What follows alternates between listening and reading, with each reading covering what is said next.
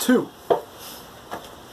Oh, my knee. Ooh, tearing the knee. It hurts. Ooh. You know, I've lost about 9 years of my work life to injuries. That was not what I was about to talk about. But I've had 3 or 4 ankle scopes, ligament reconstruction, knee scope. Might need another one. Most of it was work related. It was a bunch of motorcycle accidents. Today, I broke 2 sanders. A heavy duty Milwaukee. I ordered parts for it. It's less than $30 for the parts to fix it. They'll be here in a few days. And my Festool, busted that thing. And had to go get that part, which was $40. I was able to get my work done. Not all of it, didn't get it installed today. But it made me think, you know, it put me off a little bit today. There was a video I shared last week on Facebook. This guy, the Honest Carpenter, I think he calls himself. Good guy. I mean, seems like a nice guy, knowledgeable dude. Watched a bunch of his videos, knows what he's talking about. And he was talking about how carpenters make the least amount of money. It's true. I'm sitting here questioning all my life choices. It's one of those days. And yeah. Ooh, this hurts. So 3 years old was my first paying gig. There was a guy siding a house behind my dad's bake shop, and he gave me a magnet. He said, walk around the house and pick up all the nails I dropped. And he gave me $5. First paying gig. Took some shop classes in grade school. Well, wasn't super interested in it. I was good at it, but nothing special. So were a lot of guys. Grandfather had a wood shop. But that guy, I'd be shocked if he said 500 words to me my whole life. He was my grandmother's 3rd husband, so not really blood related. But he was nice enough to me. He'd let me watch him in the shop. Couldn't talk to him, couldn't touch anything, but I could watch him. And I did. Used to watch him a lot. And I went into service. Well, before that in high school, I was the #1 architecture student in my school. I won 3 first place state awards, South Jersey. Then I won 3rd place in a 4-hour drafting competition. So naturally, I went to the Marine Corps. After that fiasco, I came home and started working with this company with a buddy of mine I went to high school with. And I started off as a gopher, and that company ended up buying property. We built new houses, and we did everything. We built the forms, poured the footings, did the block work, framed the house, did the siding, doors, windows, all the cabinets, everything. The guy who owned that company had a marina. We had a boat building with a full wood shop, and his son had been trained under a master carpenter, craftsman, and he helped me. He got me into furniture, built my first piece of furniture, waterbed. It was the 80s. Some of you remember the waterbed. And went on from there. You know, I quit that job to make more money. Worked with a guy doing home improvements for a while. Now you're in people's houses where they live there, you know.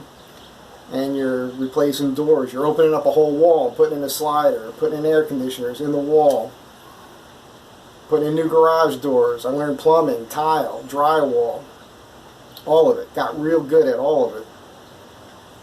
Left him. Worked with a guy I'm still friends with today. We built his house, and then we did new home construction, remodels, additions, all of it. Got burnt out pretty early age, still in my 20s, early 20s really, and got in the nightclub business. Worked the door, became a bouncer, became a bartender, became a DJ, went to college for a couple of years. Things went a little sideways there. I decided I needed to leave Jersey. Some of you know that story.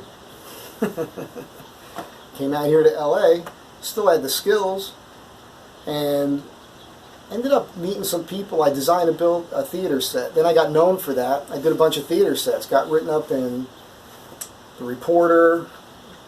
The Recorder? I don't know what the hell these things are called anymore. Hollywood Reporter? LA Times. My name's mentioned the first ever LA magazine, Los Angeles magazine. wasn't about me. It was a thing I built, and they mentioned my name in there. It was pretty cool. Then I got into the film business and TV. Got in with some good crews doing that. Worked on a film that won the Academy Award for sets. Robert Downey Jr., Meg Ryan, Sam Neill. Restoration. I did reshoots on that, so my name's not in the credits. But everything I built in my own hands is in there. And that was pretty cool. Blew my ankle out on that show. Lost 3.5, 4 years. Couldn't work. Surgeries. That was a mess. Got into TV. Worked on a show called Brothers Garcia for a few seasons. Blew my knee out on that show. Don't think I went back after that. Maybe a couple commercials here and there. But at that point I just went to furniture. So I've done everything. I've been every kind of carpenter there is. And then I became a woodworker. Right? Furniture. People have paid me over $10,000 to do a piece. That sounds like it's good money, right? Some of you I've done work for, you might think, hey, you're making good money. You don't make any money. I'm all alone. I work by myself. It could take months to get a piece done. And I don't do a high-end piece like that really very often. My bread and butter is the small carpentry stuff. And over the last few years I had to learn. I can't take on jobs that deal with exterior walls or the roof. Because I might do my part perfect, but there could be some other issue. Maybe there's a leak or something. Maybe the client wanted to cut some corners, didn't buy the trim kit, or they got me fixing some old door or something, and I fix everything else that was rotted, but there's still an issue. It's not my fault. I can't spend that much time on it. I got too many people want me to do things for them. So now if I do home improvement work, it's got to be custom built-ins and things like that, which is my bread and butter. It's good. I'm good at it. It's fine. But again, it takes a long time to get a project done. By the time you're done with it, the money's gone. You got to get the next thing. So it's, man, I'll tell you, you beat yourself up and you wonder, what the hell are you doing? So I'm clearly not doing this for the money. Why do I do it? The freedom. I'm the freest guy you'll ever know. Because I can say no to anything. I can take on any job I want, say no to any other job. And because I've reached a certain level of proficiency and craftsmanship, there's enough people usually willing to wait for me to do something. I actually lose quite a few projects because I can't get to them in a timely way. You know, people are kind of impatient. Don't blame them. It's okay. A lot of people that come to me for things, I'm not always comfortable with everybody that wants me to do a job for them. I can just see the writing on the wall, you know.